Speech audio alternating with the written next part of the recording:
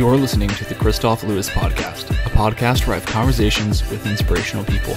My name is Chris, but my family calls me Kristof. My goal is to have as many conversations as possible with people who have forged their own path by pursuing their dreams, making them a reality, all the while emitting positivity and sharing this knowledge with others. I seek these people out and share this information with you, proving to the world that you can do what makes you happy and do what you want for a living while being a good human being. We'll talk about careers, but we'll also cover any story that inspires. Let's do this while helping each other. Thanks for listening. I'm happy you're here.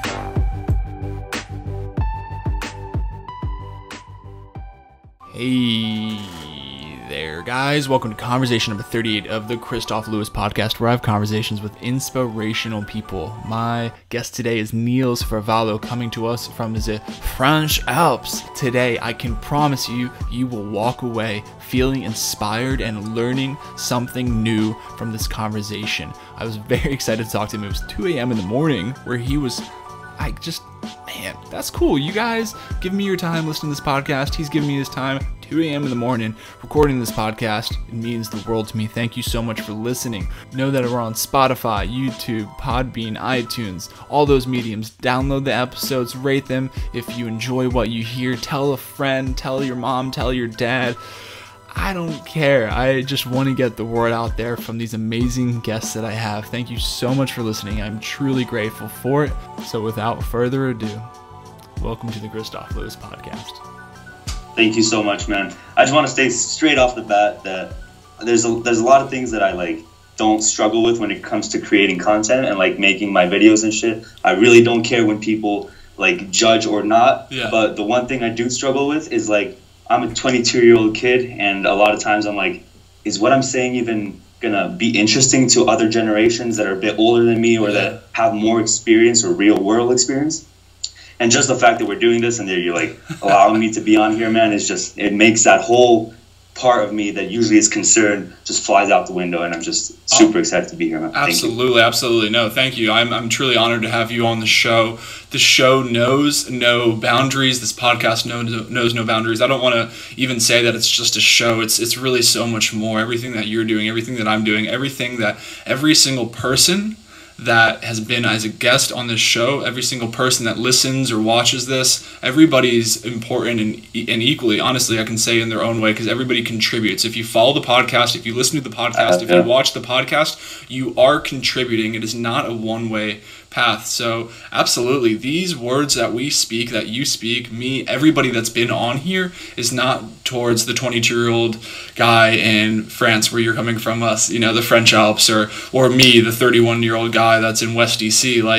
It's these words come, they're very deep rooted and they're very passionate, and they're spoken with conviction and an intention to help other people. So to me, the way I would reply to you is, man, I am honored that you would think this old man is worth your time to talk to.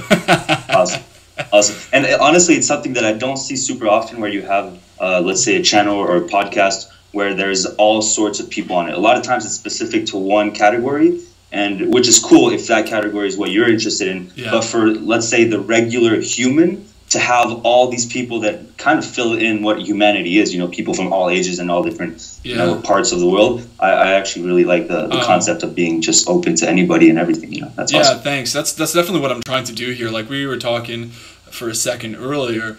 What I'm trying to do here is always have underlying themes of this passion and conviction and this helping of each other. I'm helping you while you're helping me, this whole entire thing, to show that this is very feasible to do this. And then also there's going to be a select few individuals that have careers, highlighting careers that other people can do, because I've heard so many complaints of, I don't like this, or I don't want to do this, or I don't know what makes me happy. Right. And I'm just I'm here, I'm living. I'm so sick and tired of hearing that. So I want to get people from all over the spectrum, 22, 31, I don't know the oldest person I've had on here. I don't know. And I don't know the youngest person I've on here. And, frankly, I very rarely ask. If I have chosen you to be on the podcast, it's not some crazy, I've chosen you. But I'm just saying, if I see that I want to talk to you, then there's a reason I want to talk to you. And I could give a shit, really, how old that individual is. Their head screwed on tightly, and they know what the hell they're talking about. So if you are aligning your values with the values that I keep in my life, that's the type of person I want to talk with. And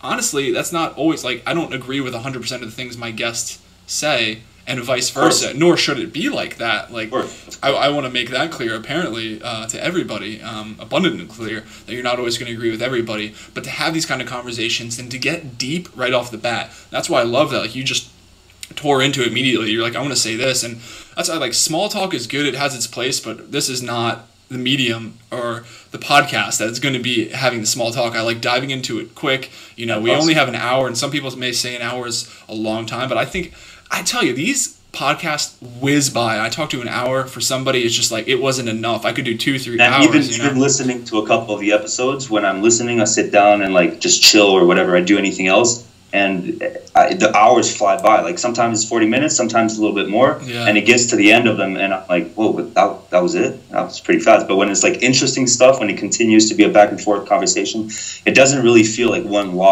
long monologue from one person saying one point of view. It's awesome that there's like this back and forth vibe, which is definitely something I want to do more with my videos and my content. I want to get more. Right now, I feel like it's more me talking to the camera, and I try to ask for feedback once in a while in the comments. But I need to start implementing the more collaboration, the social networking, because it works, man. Oh, you gotta find what works for you. I mean, I truly. I like your Instagram page, and I like the videos that you have put out. That's, you know, how we found each other, and I really like how direct and open and honest you are with everything, the transparency, and I really enjoy that. So it definitely has its place, and if that works best for you, I mean, I would never want you or anybody to feel obligated that you have to, have that two-way correspondence for your medium, because maybe your one-way your one-way channel that you're doing and all your videos that you're doing, maybe that's what works best for you, you know. So I just don't want anybody to ever feel obligated that they actually have to do something. It's funny, I'm actually just about to post on Instagram about following trails in life and things. Like, it's a picture of just a sign, a trail that says this is where the trail goes. So I'm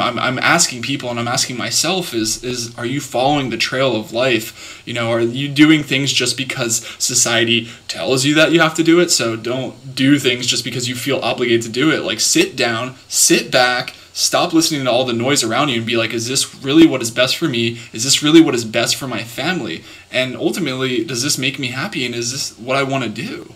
I couldn't agree more, man. And to be honest, one of the main reasons I make these videos, I mean, there's many reasons, but one of the very selfish reasons I do it is because I just had a baby brother.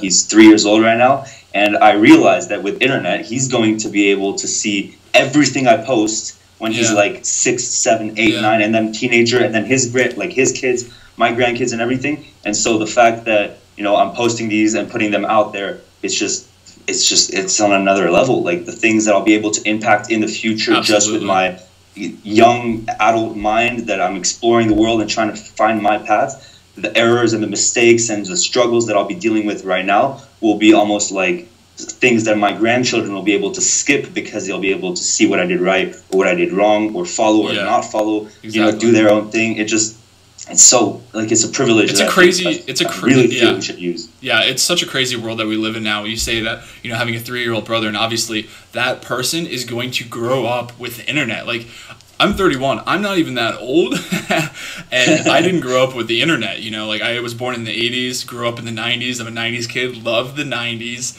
and I remember, it's so funny that you bring it up. I was listening to another podcast today, because I, much like all of us listening to this podcast, love listening to podcasts myself. That's how I like consuming my data. And I was listening to a podcast. It got me thinking about growing up, and the first time I think I even heard of the internet mentioned, and actually remembered it. And it was a kid. Do you remember the actual? I literally, it's crazy. I mean, I was a child, and I literally remember the instance. It was a kid on the beach in the Jersey Shore, because when I was very small, I grew up on the Jersey Shore, and this kid had a little ice cream, you know, stick that had like a code on it, and the kid's like, well, what is this code? And the dad's like, well, this is for the internet. We can go home and get on the internet, and we can check out this code for, so, like, whatever ice cream bar this is. And I don't know what the hell they were doing, and I was like thinking to myself, I was like, the internet? I was like, what's the internet? Like, this is like, I'm not like a 4-year-old. I'm like a 7, 8, 9-year-old kid. I don't know. I was probably like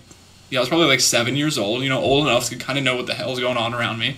And I had no idea what the internet is. But now I see kids, I go over like people's houses with kids, or, much like a 3-year-old you're speaking of, your brother, and this kid is like navigating an iPad or like, doing all this crazy stuff. And it's ridiculous. To think about like the exponential growth that technology is having is mind-blowing to me. So why not harness that for the good? And yeah, people are going to use it for pointless stuff and stupid stuff and negative stuff, and that's fine. That's their prerogative. I mean, as long as it doesn't harm somebody else, I'm fine with that. But at the same time, if you want to put your good word out there and you want to help other people, then this is the medium, and there are a million other mediums that you can do it. I know you've talked about like, hey, I only use a couple mediums that I'm comfortable with. I want to use more mediums. So there's just literally an exponential amount of places where you can reach people with the good word that you seek to push out into the world. And and what I love the most is that every medium has the category of people that enjoy that medium for a reason. Some of it's audio, some of it's video, some of it's written. So really it fits anybody, anywhere in the world. There's no restrictions. You have no excuses, which is nice because sometimes I feel like in real life, if you're shy and if you don't like speaking in public, it like restricts you to the max. If you're an introvert, you get quite a lot of, setbacks. But with the internet, you can't really use that to make you, or to say I won't do it, because you can always do it in some form or, one form or the other. That's what's really cool. You're right. It's for everybody, and regardless of you're an intro or extrovert or who you are, there is a place for you. It's so beautiful that there is such a forthcoming place that is accepting of all creatures, like no matter what your belief is or whatever your mind is. It really seems like another world, like technology from another world if you think about it. We can just communicate with anybody at any time about anything. People definitely take it for granted. I mean, I think people, like you said, if you're 3 years old and you're growing up with such technology, of course you take it for granted. We take it for granted that we have paved roads and cars and things like that. And now if you're growing up with this internet and everything else, then that's just going to be second nature. And that's what it is. But I definitely think we should continue to grow upon that and continue to use these things as you were speaking of. Perfectly. Now, I just want to do a quick side note. I see in the background, there's an Endless Summer poster. Oh, absolutely. And we live town where Robert August lives, and we basically go surfing with him like every day back home. Really? And it's just crazy to see that poster back there because that's a big part of our childhood. That's so funny. Yeah, I was telling you real quick, I lived in Virginia Beach for a number of years, and being from Colorado and snowboarding my entire life, absolutely my favorite thing to do back home. And I unfortunately I haven't lived there for coming up on a decade, as sad as that sounds now that I'm saying it out loud. But surfing, we were talking about things that are transferable. I was snowboarding in Colorado, and then I moved to Virginia Beach. And yeah, Virginia really has no waves, but still I surf a little bit. And I always love this poster, and I've had it for years in my house. Yeah, it's a good one. That's cool that you guys were able to do that. Yeah, that's incredible. Yeah, I mean, there's so many people from all over the world that come to Costa Rica. Just like it's the spot where all cultures clash and like all mentalities clash, and it really has to do probably like that, my parenting and the school I went to, and now the travels that I've been doing are the 4 factors of who I am today and the way I think. Like 100%. Yeah, traveling in all these cultures, I believe, are imperative for mental growth and being able to expand your mind. And so you were in Costa Rica, and then you're in France, and so please tell me why you were in Costa Rica. And are you Costa Rican and French, or how does that work?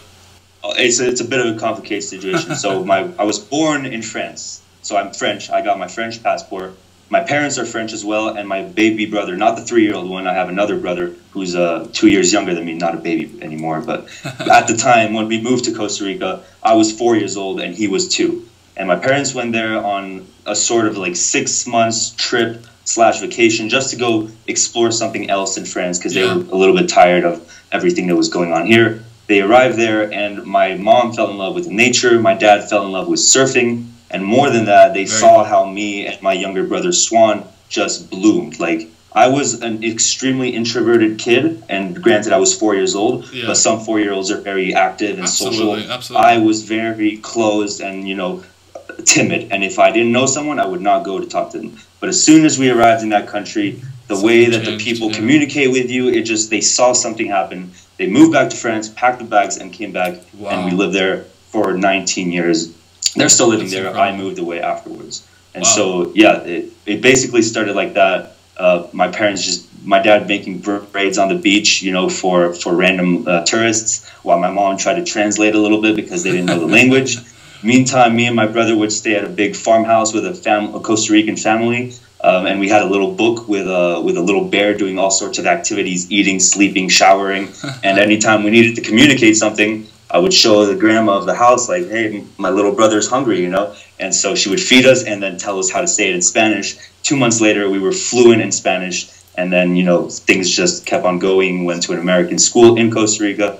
And before we knew it, at like 6 years old and 4 years old, we were fluent in 3 languages. Yeah. And that was the first real thing that I could remember being life-changing, is the languages. And it just has impacted me throughout my whole life. On numerous occasions. Yeah, that's very cool. That's really interesting about the languages, and I think it's amazing, and I think it's badass that your parents went there for a trip essentially, and then they realized how much of an impact it had on their own lives and then the lives of their children, and they immediately made a decision like, this is a much better environment.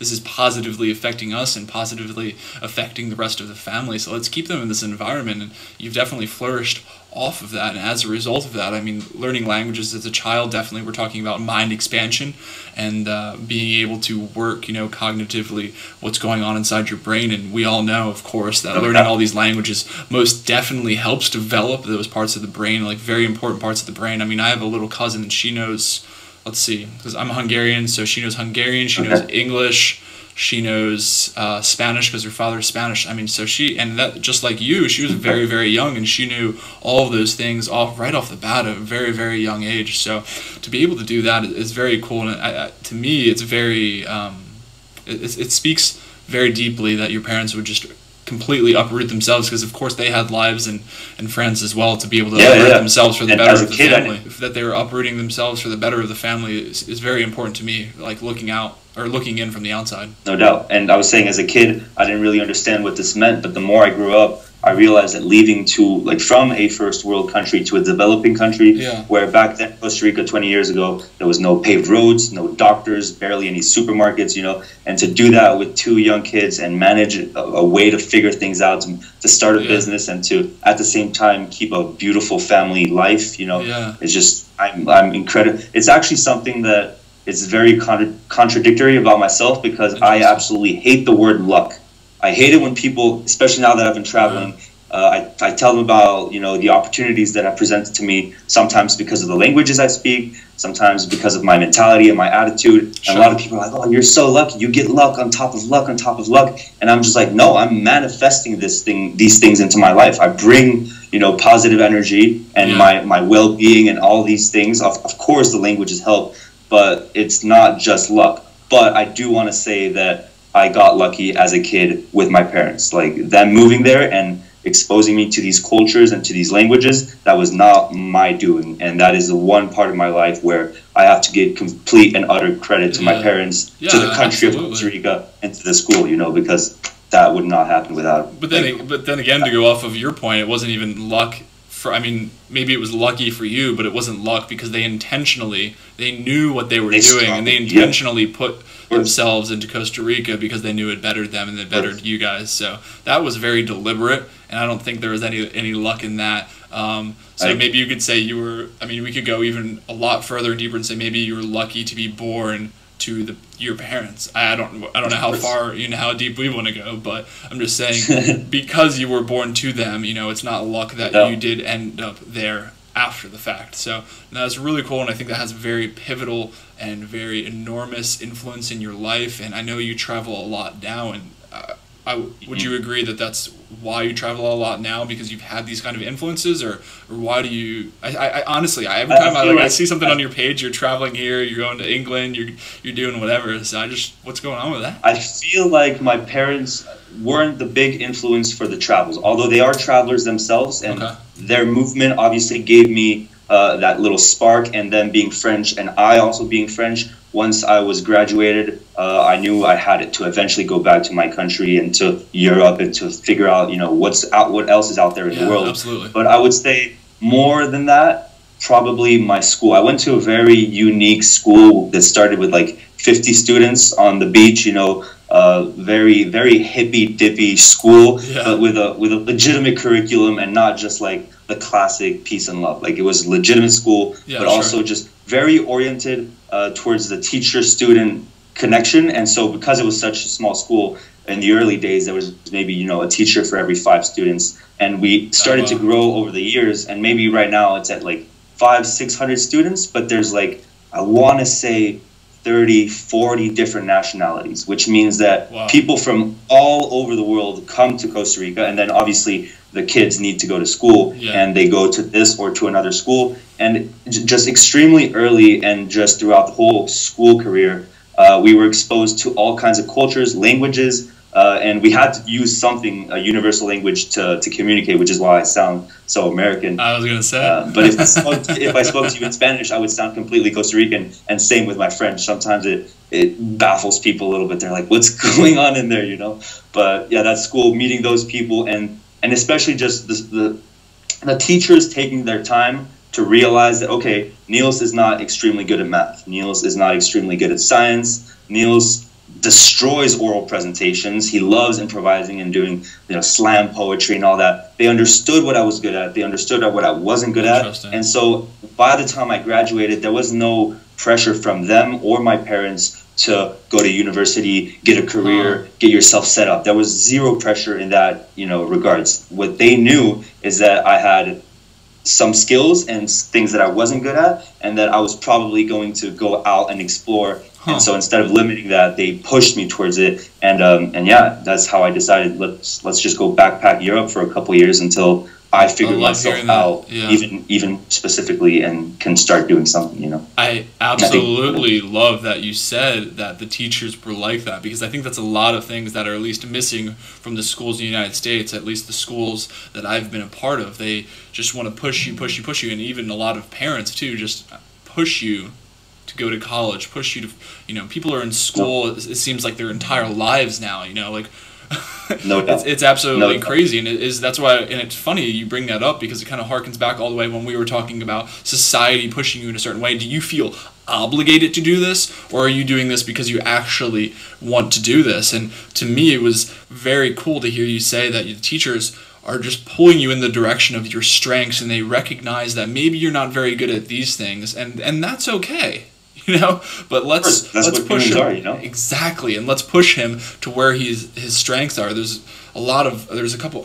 I'm trying to think. I think it's called The One Thing. I forget who writes the book, but he's talking about, find your one thing and do what you're really good at. Don't worry about trying to get better at the stuff that you're not good at, but find what you're really good at and then absolutely crush that. So then that's what you're talking about right here, and I think we need more of that. That's one thing I love that has come up in this podcast. We need to push that out and tell people that, it's okay not to like these things. It's great that you love these things. Let's find what you really do love, and let's spend more time on that and push and do stuff like that. And again, like we've talked about careers a lot on the podcast, like there are so many jobs that you can find if you really do the digging, and if you're willing to maybe take, because people are too, so money's obviously important. We can't forget about that. Right. You have to have money to do certain things. You have to have money to help yourself. You have to have money to help other people. But sometimes I think people get too wrapped up in it. Like, oh, I could never do this even though I like it because I couldn't get paid X, Y, Z.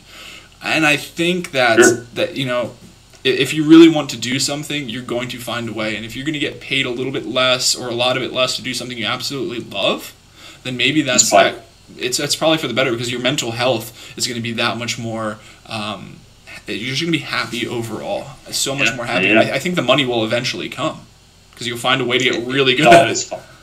It always follows. It's almost, I feel like it's impossible to do something that you love doing without eventually making money. If you love doing what you're doing, then it's just, you're going to be good at it, which makes you do more. It's a cycle, But I think it is a shame that this isn't something that's taught at a younger age. I was actually listening just the previous podcast. What was her name? That was a really cool one, and she was talking at one point about her kid being in school and being like a little bit bullied by someone. Yeah, Inez. And then his response was just like, everybody's like, some people are insecure, some people are gonna bully, and he was just super calm and chill about it. And I really think it's missing at that young age to tell these kids, like, to just show young kids that, some things just happen that way and some things don't, and that you just got to focus on what it is that you are stoked about in life, and the rest just kind of follows. Yeah, I think as long as you're, first of all, it was incredible to hear that her son was doing that. It's hard for anybody of any age to do that. It's really hard to just not care as much emotionally when somebody, is bullying you or says something negative about you. But to go back on, I do think it is feasible. I wouldn't be doing this podcast and I wouldn't be speaking to people like you if I didn't think that you couldn't get paid doing what you love. However, you do need to find, is there a service or is there an actual role that I can fill? How can I truly help people out? Because if you're not helping people or giving people a product or a service, or you can't market something for yourself, then you can do what you love all the time. I can draw all the paintings I want, but I'm a terrible artist, and if nobody wants to buy them, I'm not going to make any money. So I love this podcast. I absolutely love speaking with people like yourself, everybody, and even though the point I'm trying to make is I love this, and I'm still working on my skills to develop the podcast. It is growing, however, it's not a very lucrative venture right now. I couldn't go quit my job tomorrow and then rely on the podcast, even though I absolutely love doing this, and I commit, I'd say, easily, just whatever, a majority of my time, my free time to this, right? I was probably going to say upwards of 80% of my free time just to this. So the point I'm trying to make is, yes, you can find time. I find time to do this. You're finding time, to travel and to do the videos you love to do and everything else that you love to do that we haven't even gotten into. So you can make time to do that and be, I guess, comfortable in the fact that you're not getting paid in it eventually, but you have to find a way to add value to other people. And that's what it ultimately comes down. You have to do something that you love, that you're passionate about, and you have to preach that or talk about that or however you want to get that out with conviction and intention, and you have to add value to other people, or else why would somebody want to buy what you're selling? I guess what it boils down to. And I almost feel like that side hustle, if you're, for example, doing what you love, I'm imagining that you do this, you do these videos, these podcasts, and at the same time you probably have another job. And right now I'm working as a barman for the next 5 months to make money, while still trying to make these videos, while still trying to enjoy the mountain and everything. And I feel like if we didn't have this side hustle to struggle through, it would almost feel like our successes would be not as grand or not as exciting, right? Mm-hmm. Because it'd feel almost too easy. The fact that we have to hustle on the side, make money, learn other skills while still juggling with the things that you enjoy doing it just shows that you have skill, motivation, you're determined to do things, and it's something that's important. It doesn't come easily. It's definitely No, absolutely. I love that. I think that's what sets people apart, right? Because we're all not fortunate enough to be born into just doing automatically what we love. I mean, wouldn't that be great? But then, like you said, that's a great point. Would we be as appreciative of that? Probably not. I mean, I think I can safely assume that if you've always had something, you probably don't know or how lucky you are.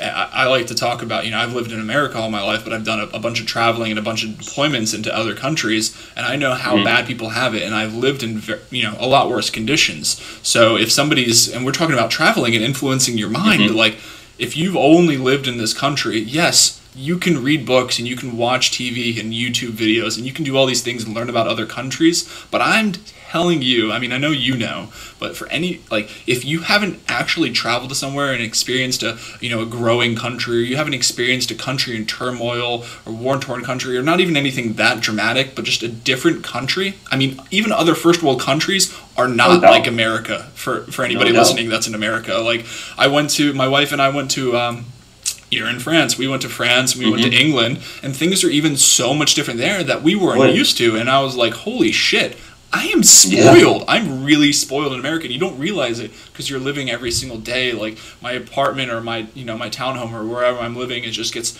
warm so quick, and over there, it took hours to get warm because of the units they were using. Just simple things like this. The hot water is always hot.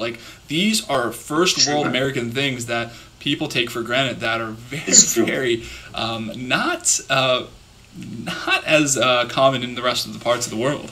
And that's where the travels came in clutch, because I was extremely comfortable, surrounded by an incredible team of professors, my parents, my friends, living in paradise. Like, honestly, it's a developing country, but the vibe, and there's so much economy because of tourism, that life was almost perfect, right? Everything was incredibly comfortable. Sounds great. And right? Like, when I tell people about this, they're like, why are you in France? Yo, why are you working here? Like, go back to your beach and like go enjoy some drinks on, like, people don't understand why I did it. But I always tell them, so I grew up there my entire life. I grew up in this paradise my entire life. Yet my friends, most of them aren't from there. My parents aren't from there. And there's this whole world outside of here, which is perfect, which needs exploring. I need to understand what their lives is like over there and what my life, and like how to compare it. Sure. And so when I left, it was the biggest shock in the world. I was expecting, I don't know why, something similar. I was expecting to find the same vibes and to find the same kind of people. But in reality, everything changes, and every country teaches you something different. And it's just experiences that I could have never gone if I stayed in that comfort zone, And a lot of times I have friends that are very academically oriented, and they went straight to university after high school, and it's been fucking epic for them. Sorry for the swearing. It's been really epic for them. And then I have other friends who are not academically oriented, like myself, and I feel like we needed to do this school of life first, to travel a bit, to figure ourselves out, and slowly you start getting into the specifics of your skills and talents, and then you can say, all right, now I got this under control, I know where I fit in this whole category, why not stop for traveling for a little bit and start studying for a couple years? And so that's where I'm at right now. The travels have been going on for around 3.5 years. And I feel like it's been enough. I haven't had a place to call home in 3.5 years, which has been pretty chaotic. And so I'm ready to, after this winter season, settle down in Paris, get myself a little apartment, and just start studying, because I took this little, let's say, big gap year, but it was the best thing that I could have done, because I might have jumped into a career that I wouldn't have enjoyed before. Absolutely. And you may not had a chance to do it again. I mean, life comes at you fast and hard, and I think if you don't take advantage of a lot of opportunities that present themselves in that moment, the present, then you may never have them again. So you need to make that decision, especially, you were young, you were 19, it sounds like, at the time, you were 19 at the time, you're 22. So to be able to go out and travel for 3.5 years is something, it may sound like a lot of time, and it is a lot of time. And wow, that's, some people will be like, wow, he took 3.5 years off school. First of all, who cares? Second of all, there are so many things in those 3.5 years that you will never forget for the rest of your life. Easily, I can say that, because I've been in this position, and there are a plethora of things in those 3.5 years that you can never, ever learn in a school, because like I was saying, there's no way that you can experience another country truly if you're not there. People may argue me, but I would definitely argue them back that just being physically present in some other place does something to you. The smell, the touch, the taste, the people, everything about it is just incredible, and you cannot get that unless you're actually there. So those 3.5 years were a huge foundation of that you're just going to springboard off of now. Yep. And one of the main things that I always tell people, like, they ask me what's the favorite part of the travels, other than the beautiful countries and the countless hours of just great people that I've met. The one thing that I never had in Costa Rica was being anonymous. It's such a small place. Yeah. Our school was so small that everybody knew everybody. As soon as a little bit of drama happened in this town, the next morning everybody knew what happened. And so when I arrived first in Paris and then in all these other cities, and I just sat on these benches and just looked around and just hundreds of thousands of people, and no one knows who I am. I don't know who anyone is. It was a really life-changing thing, because not only back home I didn't care what people thought, so I was already expressing myself pretty well, but now I'm in this place where really no one cares. Like, no one cares at all. They're all doing their own thing. So it was just a perfect time for me to start experimenting with things, and that's where I started making these videos. I'm like, the people that know me, they're far away. So even if they judge me, it's like from many, many miles away. And the people who are now seeing these videos and they're close to me, they don't really know me. This is what they know of me. This is the new Nils. Yeah. And so I was able to just create all sorts of different personas and types of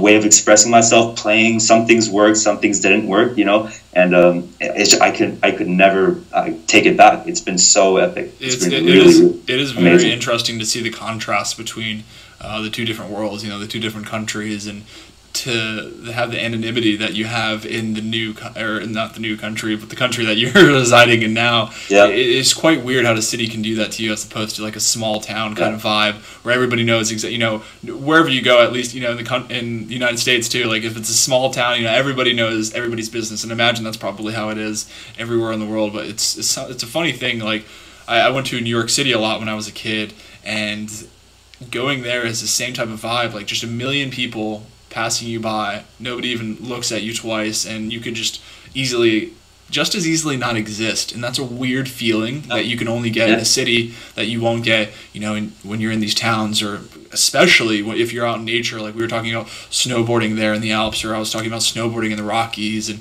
when you go out and you go by yourself, and especially when you go off trail, like I was talking about in that Instagram post, when you go off trail, that's when you start to find some of the most intriguing and best really, no doubt, honestly, mind-opening experiences to be lost in the open and traveling by yourself, and I absolutely love that. Yeah, I've been wondering, and you might be able to help me out with this thought, but I wasn't sure if being in a, let's say, environment where nobody knows you is better for you when it comes to not caring as much about things that you do. For example, if you're posting content or creating any sort of content. Back home, I felt extremely comfortable to post any of this content or to be open in general. And then also in the cities, it gave me this incredible feeling that I could do anything I wanted. So in both cases, I was being rewarded, because one side, everybody knew me, I was comfortable with the people. And on the other side, nobody knew me, and so I could do anything I wanted. And I've been wondering which one's the most beneficial one for someone who's a little bit, skeptical. I think the first thing that comes to my mind is that you're posting these videos to internet, so anybody can see them.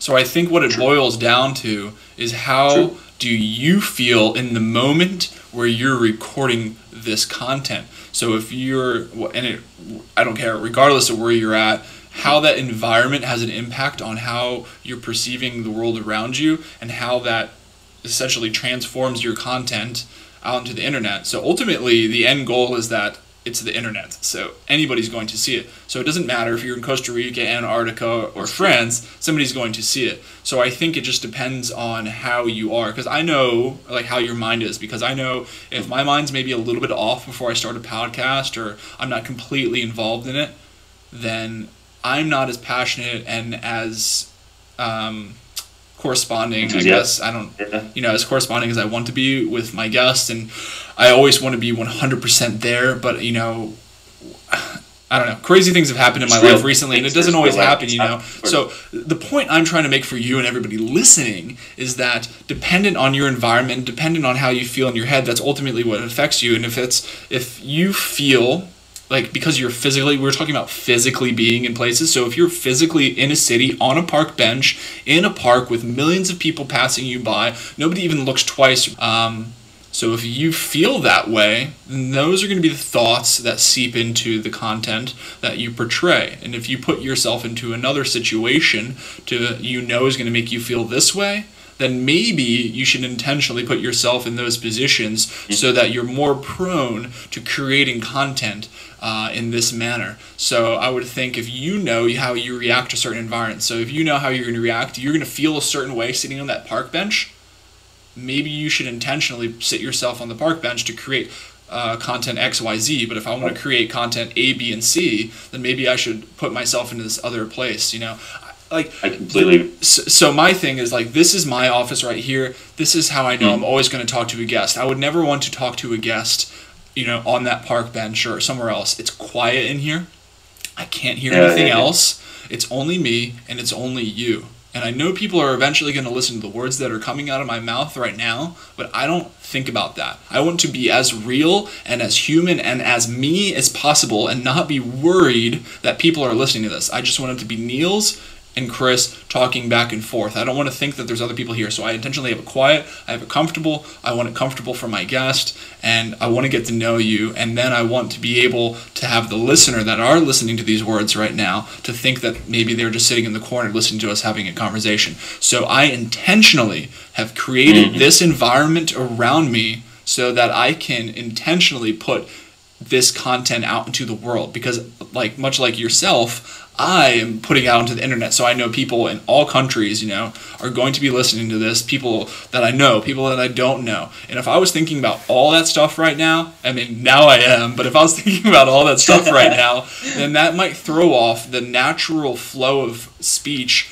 and organic speech that I like to have with my guests. And I've done a couple of these now, so I'm kind of better at mitigating that like undue stress that, people are listening to my words and, oh my God, are they judging how I say this, or are they judging how I say that? And ultimately I just tell myself, I want to come off as human and transparent. So if I fumble words or I fumble a thought, I can't get it out all the way. Once I've accepted that, and I know that that's the kind of content I want to push out, because that's the kind of content that my environment is allowing me to deliver to those people's ears, then ultimately all of those things tied together, and I'm comfortable and I'm able to deliver the product I want. I know that's a long-winded answer to your question, but I wanted to give you the best answer that I could possibly give you. And I think we are a product of our environments. So if those environments make you feel a certain way, then, and that's the content you want to put, like I said, I'm reiterating, then put yourself in those places. And I hope that answers your question. No, and it makes sense, because it honestly all comes down to the individual person as well. Because again, if we were on that bench and you were talking about nobody can care less, to some person that might be like a demotivator, like, oh, nobody cares, why would I even make this video? But then to another person, nobody cares is an open door to express themselves, because nobody cares. Exactly. So it really depends on how that individual feels about that situation and that physical space. If you're in your room, when I make my videos, same, I have to be in a completely isolated place. Even if I feel amazingly comfortable with my brother, if he's standing in the corner listening to what I'm, like if he was here right now listening to me, half the things I would say I would feel like a little bit more pressure, just because I don't know, it's not just a one-on-one. No, I know exactly what you're talking about. So that was a good answer. I appreciate that. I get it. We were in some terrible, everybody knows I was in some terrible moving situation, like I don't know how many weeks ago it was now, especially at this time of this episode's going to drop, but we were moving and we were constricted to my office. Like we were sleeping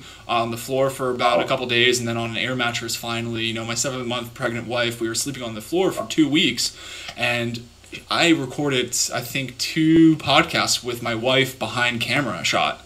And to me, I am, my wife knows me better than anybody, because I spend every single waking moment not at work with her. So that's somebody I'm very comfortable with. And she's standing behind camera, she's such a team player, like has her headphones in, even with her headphones in, sitting on the bed, knowing that there's another entity in the room.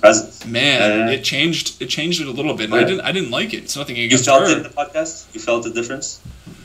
I did. Yeah, I did, because it was unnatural. It was unnatural for the setting that I want to create. And I would go as far as to say that I want to be able to deliver a product regardless of the environment, because I know, like me being former Navy, I was in a lot of environments where it doesn't matter.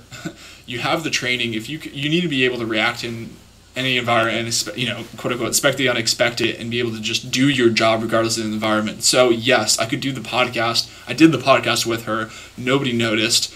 I've done. Hopefully not, I didn't notice the product. I know how I felt, though. I knew I felt differently. Like, I didn't have Wi-Fi for 2 weeks. I almost canceled on the podcast that's going to release on this coming Monday.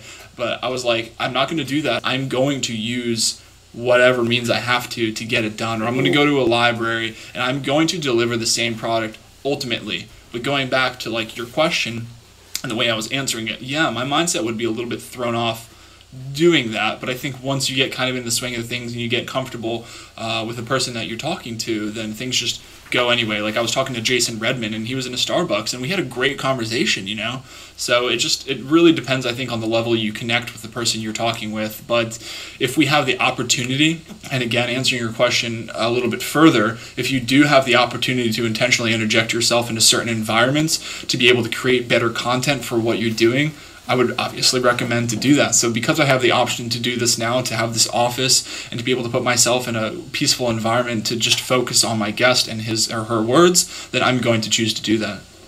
Yeah, it makes sense. And that's why I'm looking forward to this next year where I can settle down in Paris and to have a little place of my own that I can actually, like, I know everything's there, it's all organized. Like like just this little office that I see behind you, it looks like something that I legitimately need and want creatively. Makes and you for feel just a lot better. Whenever you need to like chill in your room and do your things, and that's something that's been kind of tough on the road. I do consider myself, if someone had to ask me, an introvert, which is really weird because whenever I'm in front of a camera, I switch. I become extroverted and like just like this. I love communicating, but when it comes to like normal life, I guess communication, I'm more of a chill guy. I like my silence. I like to be on my own. I love traveling on my own, and that's what's really been missing. I think the next step to making this content, like to bring it to the next level, is to have an organized setting where I can put my ideas down and get to work, all while going to university and widening my ideas and everything. So I think that's the next big step, which I'm excited about. Yeah, I think that's great. I think going back again, I think it's great that you were able to travel and do all that, and it provided a very unique content. And it definitely did, and it's not something to take away. But it's created all of these experiences now that you're going to be able to compile, right, and put into new content down the road. And then when you're in your own environment, and yeah, you're right, I do like it. I've made it how I like it, and it's comfortable to me. So it sets me in this tone immediately that this is what I'm doing here, and I can come here.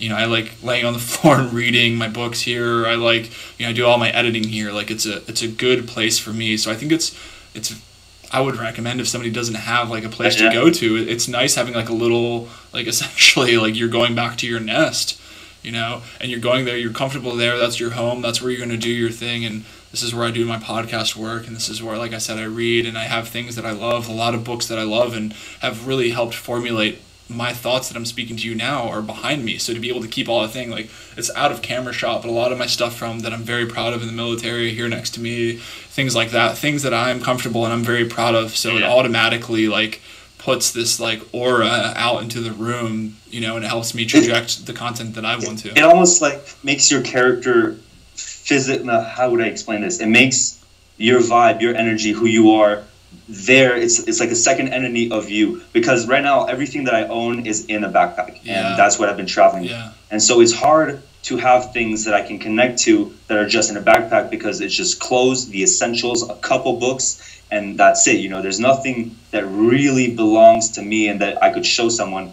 apart maybe from this little guy over here, that I can like say like that's mine, Rasta that baby. belongs to me, and I've had that. Yeah, the Rasta baby. Rasta baby. And so that's what I mean, being in a little place, a safe spot where I can have and start building what I guess I would consider my zone, my area, where there's like legitimately things that remind me who I am and creatively push me to do new things. I think it's going to be important for the progression, because right now I kind of feel like in a rut. It's a little bit slowing down the whole videos.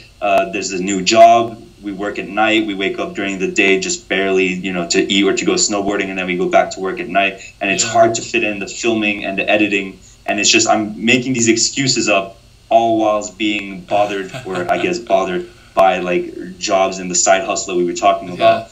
And I feel like with a day I'll have a legitimate space where I can know that I can go there and focus on whatever that space is meant to be used for. Is going to change the game for me. So I'm excited for that. It does do a lot, and I'm actually excited to see when that actually comes into fruition for you, because I think it's definitely going to be something that will be very beneficial to you. Like it's not going to impact you negatively in any manner. And I'm going to reiterate, it's great that you've done everything you've done thus far, and I'm just very excited to see how you perform in that, because like I said in the beginning, like I really enjoyed your videos and your one-way videos. They're very, very to the point. I love that transparency and what you were trying to get through. So I'd like to be able to see even more of that, personally, and I'm sure other people would too.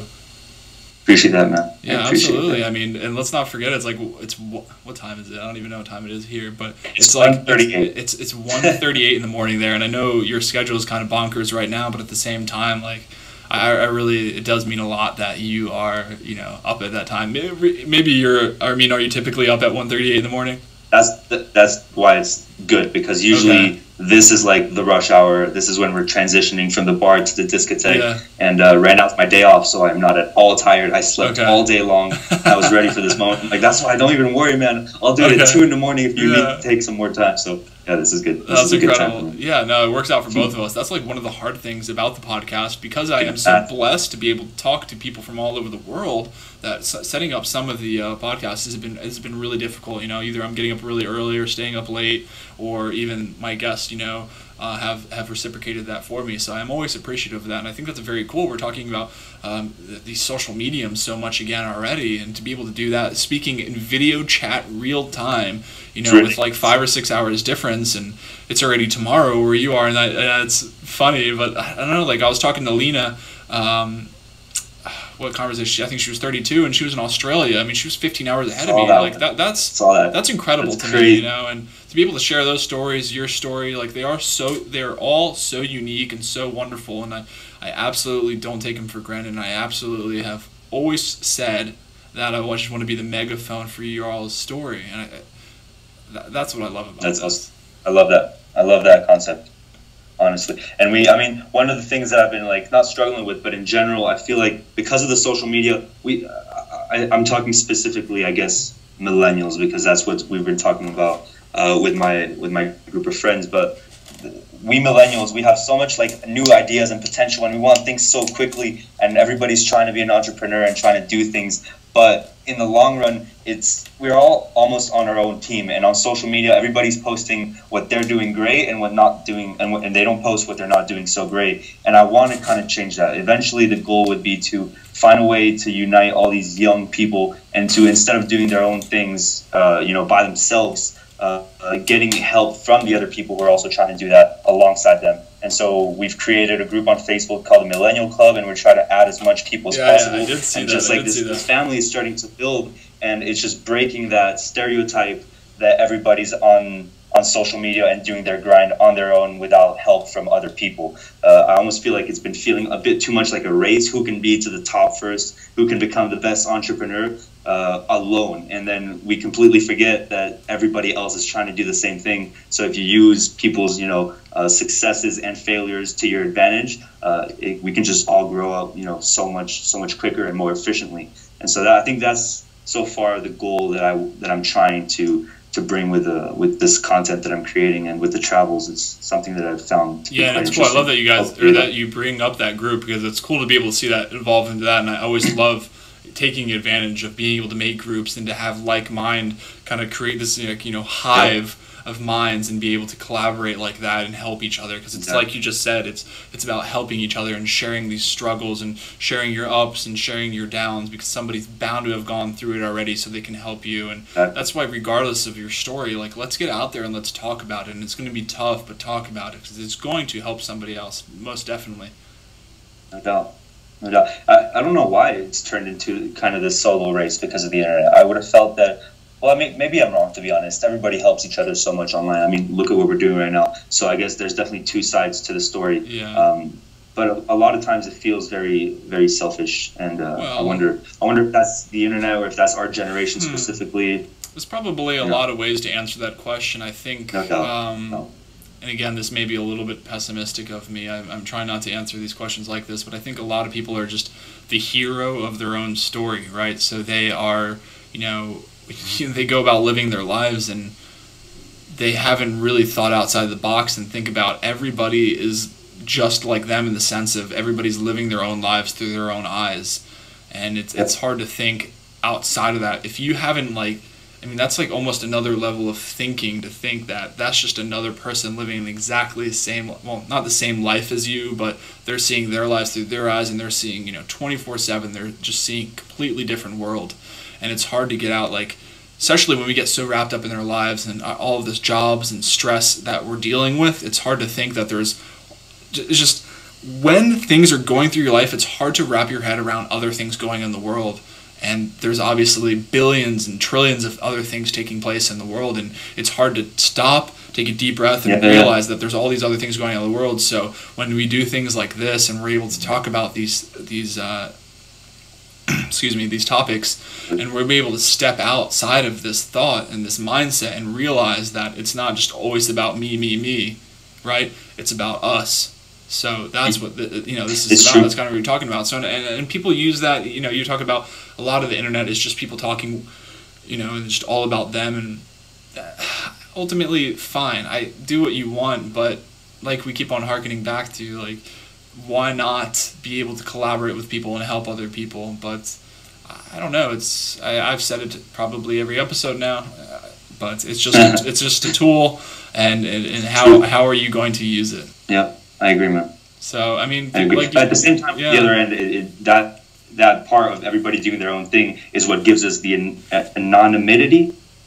Being able to go anonymously in a city, everybody is paying attention to their own thing, which again is beneficial to you. Yeah. That's because they're all living their own life. So, like, honestly, like everything, there's positives and negatives. Yeah. You got to take a little bit of both, pull on both sides, and I mean, get the yeah, maximum. everybody's, like I said, everybody's a hero of the story. Everything, like, if you're doing something in your life, like, everything in your life is the most important thing to you. Like, yeah, you may really care about somebody in your life, or your best friend, or your whoever, but this is your life we're talking about, so this is important to you. So if you can get past that and be like, everybody's lives are equally important to them, and it's just a different life. And I know that may sound obvious, but I'm just saying, if you really step outside of it and think about it that way, then it really opens your mind to think about and how you're actually helping people. So how am I delivering my story? How am I talking about my content? What kind of content am I creating? So if you can actually think about you listening to you, or you reading your own words, like, well, how would I intake this? We're talking about adding value to people. So if you can step outside and think about, everybody's lives are the most important thing to them, and people would argue, people's kids or families, and yes, obviously that is a thing too. But for the most part, people's problems and their stresses and everything going on in their life is the most important thing to them. So with that being said, when you're creating content, they're dealing with the most important thing for them, their stresses, their life, their kids, their family. So what is your content that you're doing going to add value, and how is it going to add value to somebody that's just focused on what they're focused on through no fault of their own? Because, I'm focused on this podcast, I'm focused on my wife and my baby to come and my job and my family. Like, those are the most important things in my life. So how are you going to get my attention? And how are you going to add value to my life when I have all this other shit going on right now? So I think if you apply that to yourself, and you know that you truly want to help other people, how are you going to catch their attention, and how are you going to help them? Yeah, it's something, honestly, that I've been really trying to do more often, because I find myself to be in my little bubble, just like I was talking about the other people. Yeah, it's a bubble, yeah. Doing my thing, and then sometimes, like, I feel like I did a really good video talking about something that I'm passionate about, and it doesn't get as much reaction. I don't really pay attention to the likes or stuff, but it doesn't get as much reaction. It's hard not to. And I wonder why, and then it's like, oh wait, maybe people don't care. Maybe I should put myself in their position and then think, okay, what would I like this 22-year-old kid who's traveling? What kind of experiences is he going through that would benefit me? And the more I do that, the more I realize that it's the most beneficial way to go about making these videos and making the content. That's what's really tough. When you target other people, yeah. It's really tough. It's really about a content creator is a very. I'm not saying this because I create my own content, but in a sense, it's very exposing, obviously, and it's hard. Like, I put content out 365 days of the year, and I put out a new conversation every single week. And sometimes I'm like, man, I can't wait till this conversation comes out, or I can't wait to post this post. Like, I feel so passionately and great about this post or this video or whatever it is, this clip. And then I put it out there, and it gets like, nothing. And we say that we don't care about it, and we say we don't count the likes, but I would be lying to you if I said I didn't look at those things. I'm human, I have emotions, and as much as I know, I'm going to, once I've realized that, I'm going to continue to put out content regardless, because I know everybody's not going to, like you said, everybody's not going to see eye to eye with everything I say, and that's fine, and that's why we put out so much content. But it is hard doing that, and it is hard because as silly and as simple as it sounds, a simple Instagram post, like, I am 100% engaged in that and putting my mind into these words, and I truly stand behind what I say, whether it's on this podcast or whether it's on a little Instagram post. So when you pour your heart and your soul into like a couple lines of Instagram code, like, that's part of you. And if somebody likes it, literally, that means they enjoy what you wrote. Resonate. So then you see like, oh man, 100 people skipped over this and only 12 people liked it.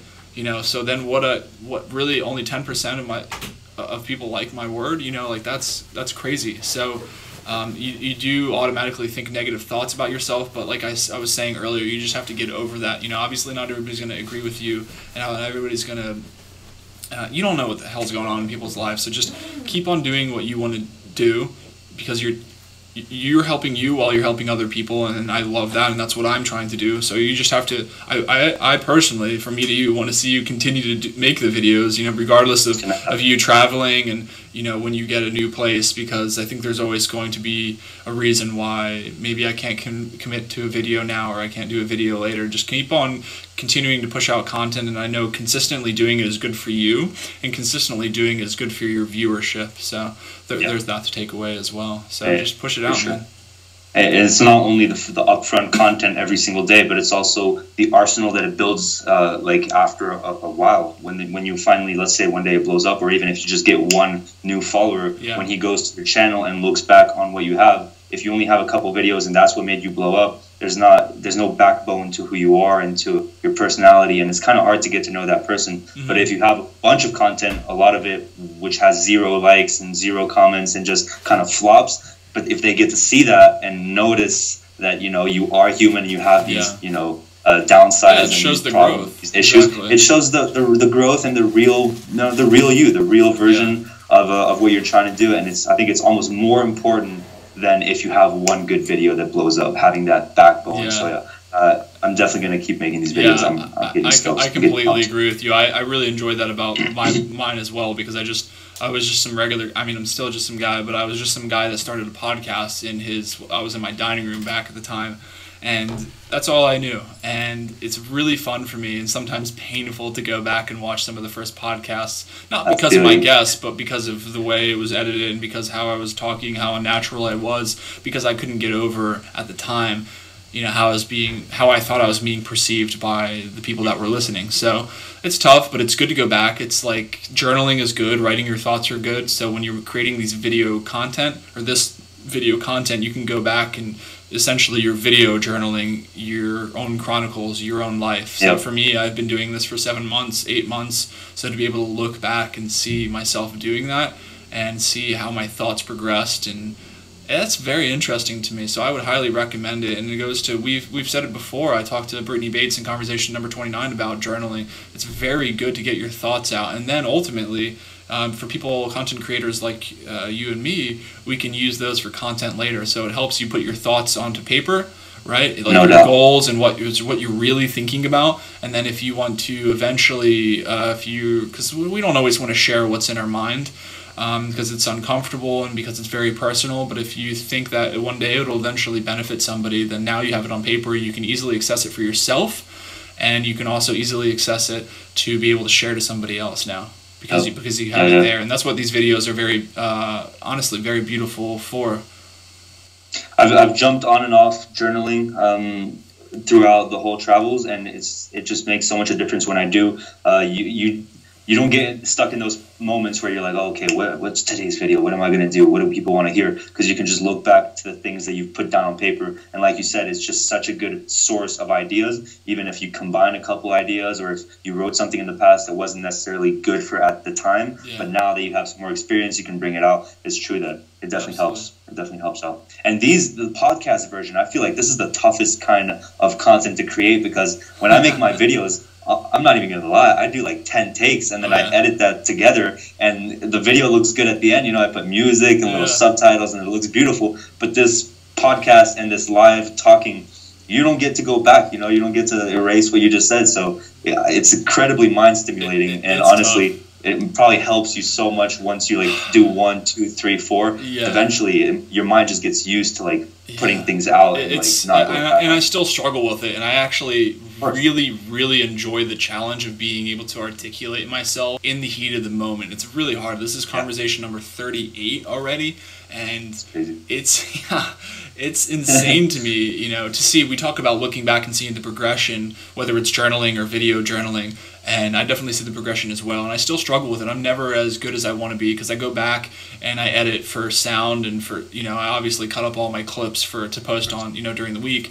And when I go back and I listen to the entire episode, I'm critiquing myself left and right like you wouldn't believe. And it's good to do that because you want to improve upon yourself, but it is really tough to do. But yes, you're very right. At the very least, it pushes me very hard to be able to, in the moment, to be able to articulate myself and to formulate these ideas, formulate ideas while you're actively listening. So you're essentially doing multiple things at once, and it's been very difficult to do because you don't have the ability to take a couple takes and throw and edit it together. But that's part of the beauty, and they're all different avenues to disseminate this information, and they're all great. But yeah, this is a very unique one, and I just as much as I do, and everybody listening, that's I think the beauty of these conversations is that they're so raw. And whether I hiccup a word, mess up a word, or I can't articulate myself, or I struggle through a certain thought, that's just is what it is, and we eventually get through those. It is what it is, and we just do the best we can every single day, and we can only expect that from ourselves, but we have to expect ourselves, if we want to progress, to at least look back and analyze oneself and demand that from ourselves. Like, if you're going to sit there and actively tell me or tell yourself that I want to be better, then you must look back and be able to take this critique from yourself and from other people. We were talking about the conversation or the podcast growing, I think, beforehand, and it's good that people give feedback, and I absolutely love that. So I'd rather you tell me, like, hey, this is messed up, man. So yeah, it's never worry about that. But listen, Nils, man, it's been a fantastic time talking to you. This has easily been one of those conversations where I could take to an hour and a half, 2 hours, 3 hours. So no doubt. Eventually, I have no idea how much we've been going for, but it's been flowing, man. It's been amazing. Absolutely. Thank you so much. I thoroughly enjoy speaking with you, and I very much look forward to how you progress through your life and how the videos. I'd love to see more of them, and I think it would be very beneficial to everyone else and to yourself to continue doing them, because as we've talked about very much, creating this content and expressing your views and being able to bounce those off of everybody helps you grow, and then it helps everybody else grow at the same time. So I'm very much looking for that. And just as you said in the beginning of the conversation, again, I am very humbled that you would take the time to speak with me and express your thoughts, and we could talk about that and work through that as well. Likewise, man. Honestly, like I said, just being able to do this talk has thrown one of my biggest insecurities, which is, I'll say older, not older, but like older people caring about what I'm saying, just like listening to what this little kid has to say, and it just completely out the window, and that just feels like amazing. It feels really good to know that people out there are actually listening, people care, and that we're moving forward. I appreciate it. Yes, absolutely, definitely. People do care. I think sometimes maybe have to know where to look, but definitely go in with an open mind. Not preemptively judging how you might perceive situations, and try to approach every situation new. I mean, with the rationale behind you from experience, but everybody or people are definitely open to listening to other people. No. So yeah, awesome. Listen, man. Great. What's the best way? What's your Instagram? How do you want people to get a hold of you? So my Instagram is just Nils Fravalo, Fravalo, and Nils NILS, and I mean it's the same thing for all platforms. If anybody is young and wants to communicate with the Millennial Club, just join the Millennial Club on Facebook, and we'll approve you and just introduce you to everybody on the group, and you'll see that the conversations are flowing, talking about anything and everything. So I appreciate it. Thank you. Absolutely, Nils. It was an absolute pleasure. Thank you for having conversation number 38. Thank you. Enjoy the rest of your morning, I guess. 2 o'clock in the morning. I can't go to sleep now. I'm gonna have to go out and do something. Absolutely, man. Well, enjoy your day, and I look very much to keeping in touch with you. Thank you so much. Awesome. Thank you so much, dude. Have a beautiful night. Have a good night. See you, my friend.